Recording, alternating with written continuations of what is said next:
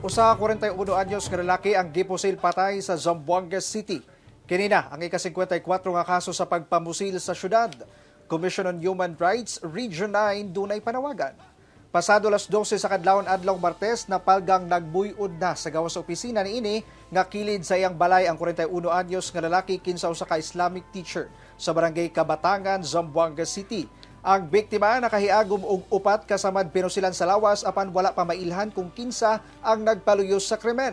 Base sa investigasyon sa kapulisan, personal nga bangi ang hinungdan sa pagpamusil.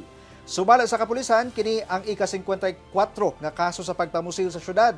Sagad niini gawa sa personal nga bangi ang motibo, dili kuno taga Zamboanga ang mga target o bisan ang mga suspect. Ang maong ihap gikaalarma og gikondena sa Commission on Human Rights Region 9. Busa nanawagan kini sa publiko nga magpabiling magbantay. So yun nga yung call namin sa public no, to be vigilant and then sa ating law enforcement para ma-resolve na talagang mga cases on shooting incidents.